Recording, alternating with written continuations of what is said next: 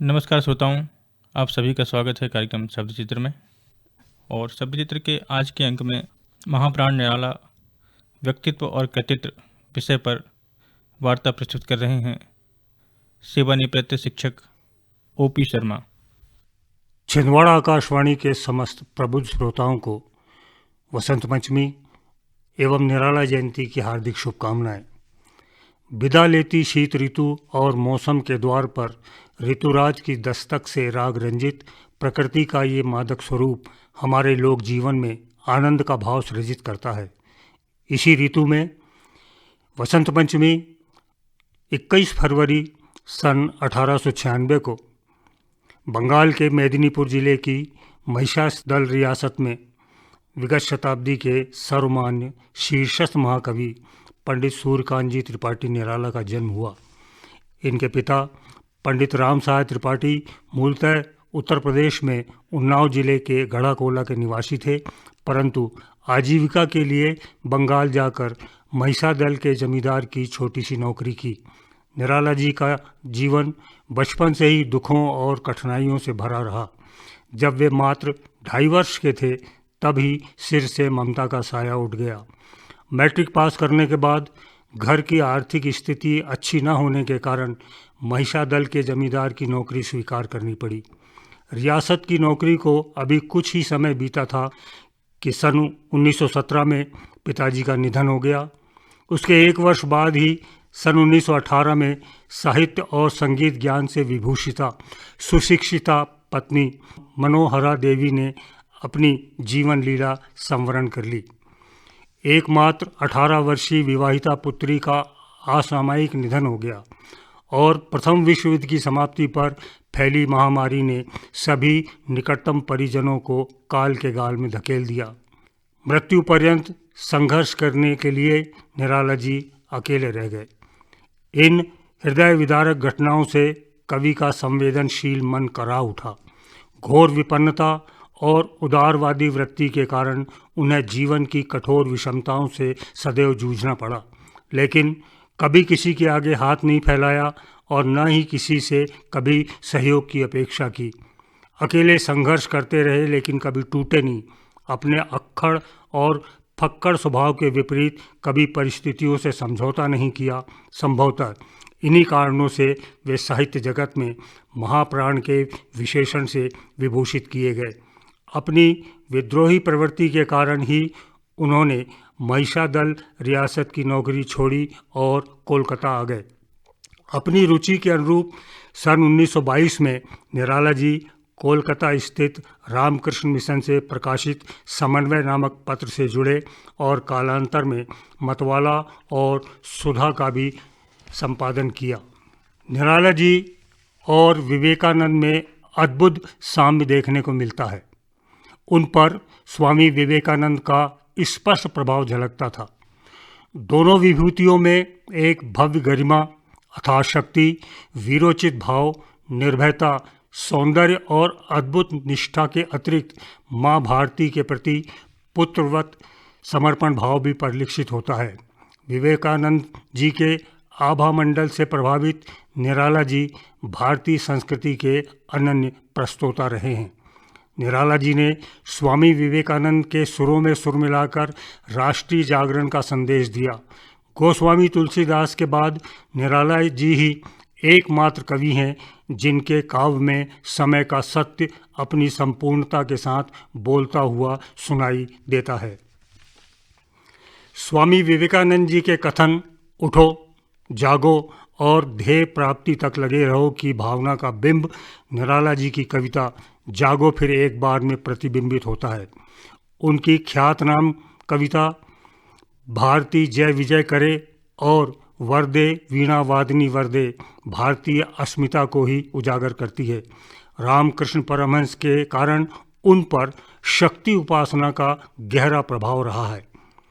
सामान सभी तैयार, कितने ही हैं असुर, चाहिए कितने तुझे हार, कर मेखला मुंड मालाओं से बन मन अभिरामा, एक बार बस एक बार और नाच तू श्यामा।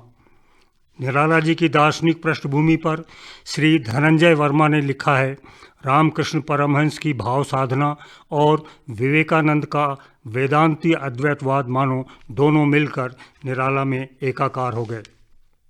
अपने स्वाभिमानी स्वभाव और अखड़ता के कारण रामकृष्ण मिशन के प्रकाशन से उनका मोह भंग हो गया और उन्होंने कोलकाता छोड़कर अपने पैतृक गांव गढ़ा कोला जिला उन्नाव न जाकर इलाहाबाद में ही बसने का निर्णय लिया और मृत्यु पर्यंत इस संगम नगरी में साहित्य साधना करते हुए इस सरस्वती साधक ने नितांत एकाकी जीवन, आर्थिक कठिनाइयों और लंबी बीमारी के चलते दारागंज मोहल्ले में स्थित राय साहब की आलीशान कोठी के पीछे बने एक छोटे से मकान में 15 अक्टूबर सन 1961 को अंतिम सांस ली।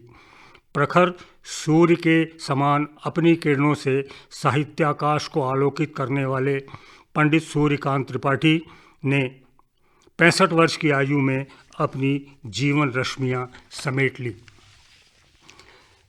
हिंदी साहित्य के गढ़ कहे जाने वाले उत्तर प्रदेश के, विशेषकर इलाहाबाद और बनारस के समकालीन साहित्यकारों के सानिध्य ने उनके लेखन को न केवल अपूर्व विस्तार दिया अपितु शीर्ष तक पहुंचाया। हिंदी खड़ी बोली के अतिरिक्त स्वाध्याय के बल पर उन्होंने बंगला, संस्कृत और अंग्रेजी साहित्य का गहन अध्ययन किया। बहुआयामी व्यक्तित्व के धनी निराला जी की लेखनी से विविध विधाओं की अप्रतिम रचनाएं निस्सृत हुई, जिसमें कविताएं, उपन्यास, कहानियां, जीवनी, निबंध, रेखाचित्र, समीक्षाएं और अनुवाद भी किए। चित्रांकन और रविंद्र संगीत पर भी उनकी मजबूत पकड़ थी। उनकी लेखनी ने साहित्य की जिस विधा का स्पर्श किया उसे कालजयी बना दिया। समय की धूल भी जिसे कभी धुंधली नहीं कर पाएगी। उनकी कुछ प्रमुख रचनाओं का क्रम इस प्रकार है। कविताओं में राम की शक्ति पूजा, तुलसीदास, मिर्जा राजा जय सिंह के नाम शिवाजी का पत्र, परिमल, गीतिका, अनामिका, अणिमा, बेला, नए पत्ते, अर्चना, आराधना, गीत गुंज, अपरा, सांद काकली आदि उनके गीत काव्य हैं। कुकुरमुत्ता समाज में व्याप्त आर्थिक विषमता पर केंद्रित एक उच्च कोटि का व्यंग है। अपनी एकमात्र विवाहिता पुत्री के असामयिक निधन पर सन 1935 में रचित सरोज स्मृति विश्व साहित्य में शोक गीत की अमूल्य निधि है। उपन्यासों के क्रम में उन्होंने अप्सरा, अलका, प्रभावती, निरुपमा, चोरी की पकड़ लिखे और जो उनके उपन्यास अधूरे रह गए हैं वो हैं काले कारनामे, चमेली, इंदुलेखा। प्रमुख कहानियों में लिली, सुकुल की बीबी, देवी आदि। रेखा चित्रों में कुल्ली भाट, चतुरी चमार, बिल्ले सुर बकरिहा। जीवनी लेखन में भीम प्रहलाद, राणा प्रताप। निबंध और समीक्षा क्रम में रविंद्र कविता कानन, प्रबंध पद्म, प्रबंध प्रतिमा, चयन, चाबुक आदि।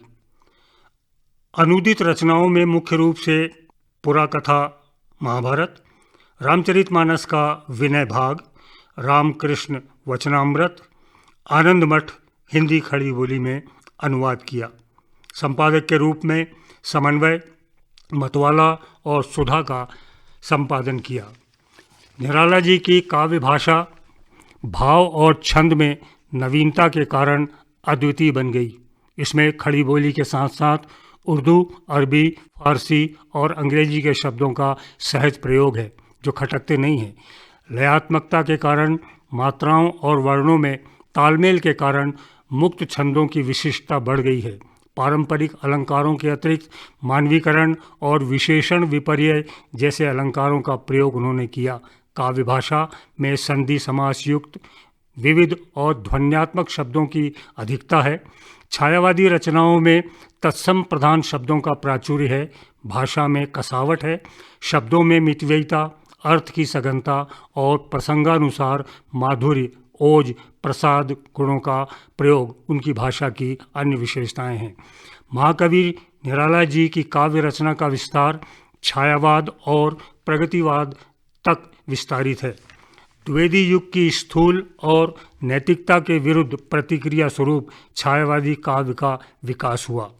महाकवि निराला जी सहित जयशंकर प्रसाद, सुमिता नंदन पंत और महादेवी वर्मा छायावाद के प्रमुख आधार स्तंभ कहे जाते हैं। प्रगतिवाद का प्रेरक मार्क्सवाद का द्वंद्वात्मक भौतिकवाद है।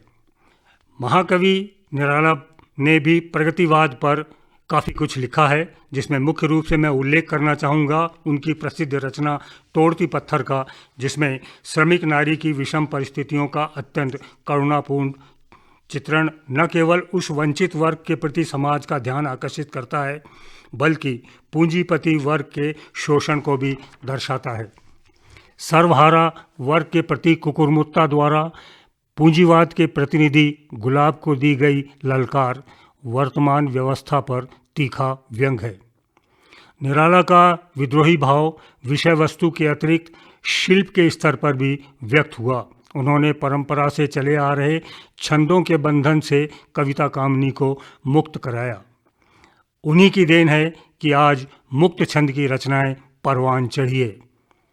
राम की शक्ति पूजा महाप्राण निराला की अप्रतिम सर्वश्रेष्ठ प्रबंधात्मक रचना है। मनुष्य के नैराश्य से जनित संशय को लेकर उसके पुरुषार्थ का अन्वेषण करते हुए विश्वास के अर्जन और व्यक्तित्व के परिमार्जन की कथा है, जिसमें हर व्यक्ति अपने बिखराव का रूप देखकर विश्वासों के संयोजन की आशा और बल को पुनः अर्जित कर सकता है। राम रावण युद्ध की पृष्ठभूमि में बार बार असफल राम की अंतर्वेदना और निराशा, फिर दुगने उत्साह के साथ किया गया पुनः प्रयास, सिद्धि के लिए शक्ति की आराधना और अंतिम आहुति के निमित्त अपने कमल नयन का दान और शक्ति द्वारा परीक्षित होने पर उन्हें सफलता का वरदान। हिंदी साहित्य जगत में महाप्राण की उपाधि से विभूषित, मुक्त छंद के प्रणेता, छायावाद के प्रमुख स्तंभ, आधुनिक काव्य के क्रांतिकारी प्रयोगधर्मी महाकवि पंडित सूर्यकांत जी त्रिपाठी का साहित्यिक योगदान युग युगांत तक अविस्मरणीय और अक्षय है। अंत में निराला जी का एक प्रार्थना गीत पढ़ना चाहूँगा, जिसमें उन्होंने जगत जननी से निवेदन किया है कि उन्हें अपने दुख हरण श्री चरणों में स्थान दे। दोषों और प्रलोभनों से मुक्त होकर मैं पवन के झोंके के समान इस भवसागर को धीर, निर्भीक और निर्बाध तैर कर पार कर जाऊं। सुनिए, दे मैं करूं वरण, जननी दुख हरण, पद पराग रंजित मरण, भीरुता के बंधे पाश सब छिन्न हो, मार्ग के रोध विश्वास से भिन्न हो, आज्ञा जननी दिवस निशि करूं अनुसरण, लांछना ईंधन हृदय तल जले अनल, भक्ति नत नयन मैं चलूं अविरल सबल, पार कर जीवन प्रलोभन समुपकरण, प्राण संघात के सिंधु के तीर में गिनता रहूँगा न कितने तरंग है, धीर मैं जो समीकरण करूँगा तरण, दे मैं करूँ वरण। कवि कुलगुरु वसंत के अग्रदूत महाप्राण निराला के श्री चरणों में कोटि कोटि नमन। इति शुभम। श्रोताओं, अभी आप महाप्राण निराला व्यक्तित्व और कृतित्व विषय पर सेवानिवृत्त शिक्षक श्री ओपी शर्मा की वार्ता सुन रहे थे। शब्द चित्र के अगले अंक में फिर आपसे मुलाकात होगी। तब तक के लिए अनुमति दीजिए। नमस्कार।